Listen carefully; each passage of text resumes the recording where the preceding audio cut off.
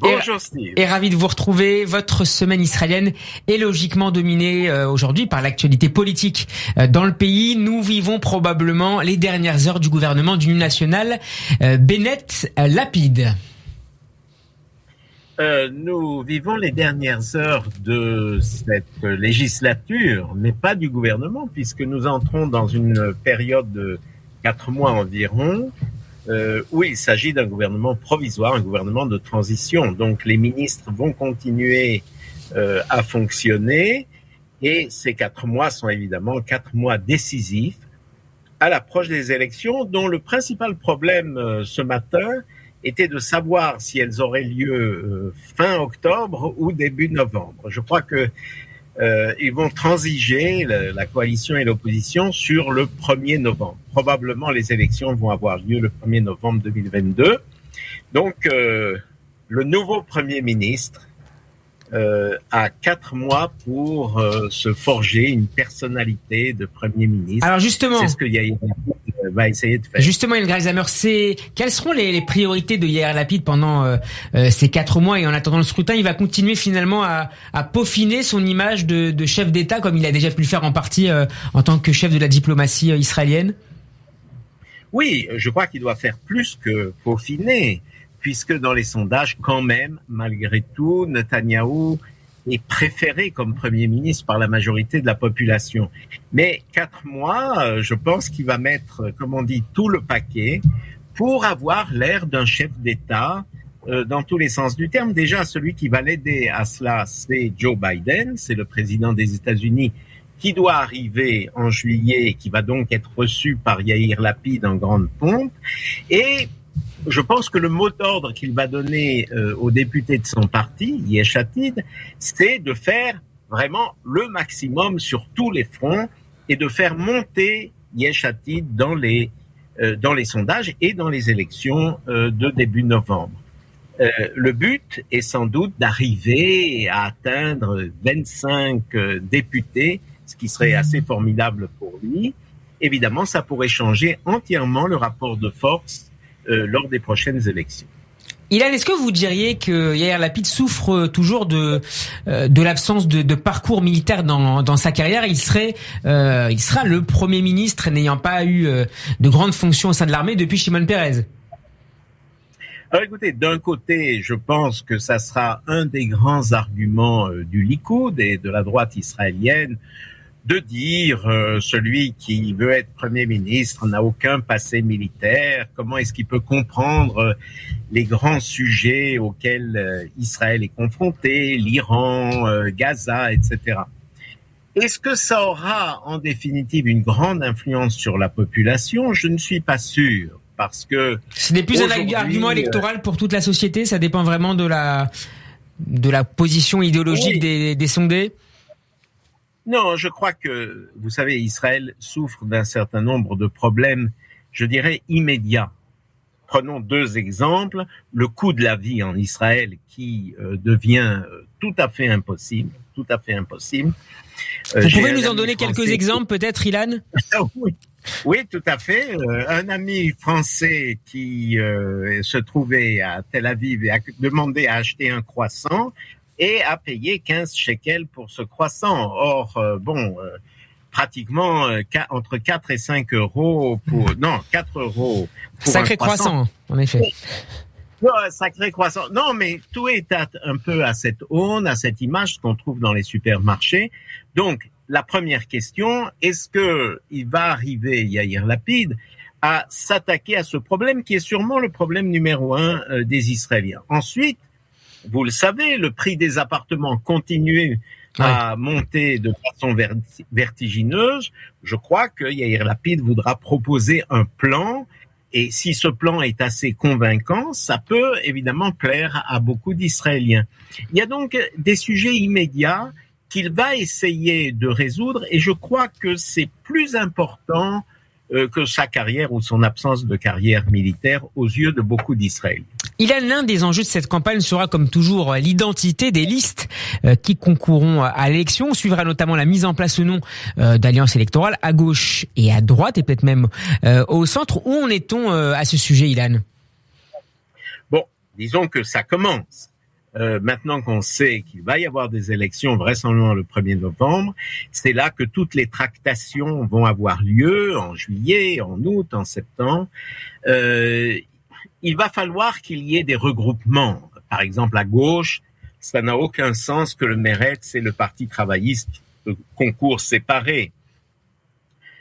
Si on prend par exemple les Arabes, est-ce qu'il va y avoir une réunification des Arabes, de la liste arabe unie et de Raab? Oui ou non? Mais prenons surtout l'exemple de la droite modérée, Tikva Hadasha de Gidon Sa'ar et Yemina. Est-ce que ces deux partis qui finalement se ressemblent beaucoup vont fusionner ou vont collaborer? Donc ça, c'est une des grandes questions. On sait que le Likoud va essayer de l'emporter, mais qui va-t-il trouver exactement en face de lui? Et ça, c'est une question à laquelle nous ne pouvons pas encore répondre, sinon que il y aura des regroupements, il y a des partis qui vont disparaître, il y a des hommes politiques qui vont peut-être disparaître par la même occasion. Donc ça va être passionnant en plein été de suivre cette recomposition du paysage israélien. Ilan Greisamer, parmi les partis que vous citiez qui sont donc membres de cette coalition, est-ce que certains, en cas de nouvelle élection, pourraient ne pas être représentés dans la prochaine Knesset? Absolument. Il faut rappeler à vos auditeurs que le seuil de représentation est de 4 députés. Et si vous avez moins que 3,25% des votants, vous ne passez pas. Et il y a des partis que les sondages donnent vraiment à la limite du seuil de représentation.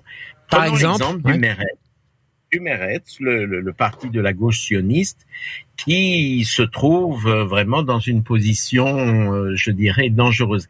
Et s'il se présente et ne passe pas le seuil de représentation, c'est autant de voix perdues à gauche, disons, qui sont jetées à la poubelle. Donc, beaucoup disent, maintenant ça suffit, il y a une gauche sioniste, c'est le Parti travailliste et le Meretz, regroupez-vous, unifiez-vous, il n'y a pas besoin de ces querelles de chapelle. Même chose pour Gidon Sa'ar et Yemina. Pourquoi ces deux partis sont-ils séparés? Ils ont exactement le même programme.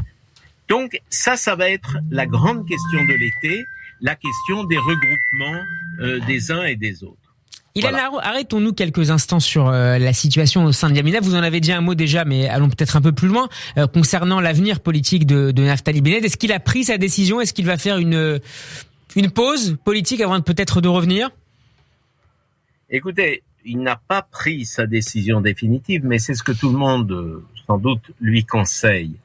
Naftali Bennett n'est pas obligé de se représenter à ses 5e élections. Beaucoup d'ailleurs en Israël disent que ce n'est pas la fin et qu'il y aura une 6e élection après. Il peut donc prendre un temps de repos, un temps de répit qui lui permette de se reconstituer au fond une personnalité politique. Il a été usé par cette année de Premier ministre. Beaucoup lui conseillent de revenir avec de nouvelles forces la prochaine fois. Vous savez, il n'est pas du tout évident qu'il n'y ait pas de 6e élection. Parce que, pourquoi est-ce que si au cours de 4 élections, il y a eu exactement, comme on dit en hébreu et dans la tradition juive, tekou, c'est-à-dire 60-60, pourquoi est-ce que cette fois-ci, certains changeraient d'avis tout à coup et découvriraient une autre vérité. Donc, je crois que Naftali Bennett va choisir de prendre des vacances, de prendre un repos bien mérité. Vous savez, il n'a pas besoin de cet argent de salaire. Il a été dans le high-tech, a fait des exits. Donc, c'est pas ça le problème. Je crois qu'il va se refaire une santé politique à l'extérieur. Qu'en est-il de la ministre de l'Intérieur, elle aussi, Yamina Ayelet Shaked?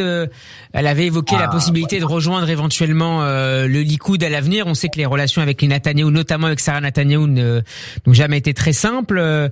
Qu'en est-il de son avenir politique à court terme en cas d'élection? À mon avis, elle a mal joué en termes d'échec parce que elle a fini par se mettre tout le monde à dos. Elle s'est éloignée de Naftali Bennett. Elle n'a pas vraiment rejoint le Likoud. Je ne crois pas que le Likoud soit prêt à lui faire beaucoup de cadeaux. Vous évoquiez les relations tendues avec la famille Netanyahou. Ce sont des relations qui... Je ne sais pas si c'est Ayelet Shaked qui vous appelle en même temps. Je ne sais pas, mais comme il y a actuellement ces élections israéliennes qui approchent, c'est quelque chose qui, il faut le dire à vos auditeurs, excite énormément tant les radios canadiennes, suisses, que tout le monde. Est-ce que Netanyahou va revenir? Est-ce que Bennett va s'en aller?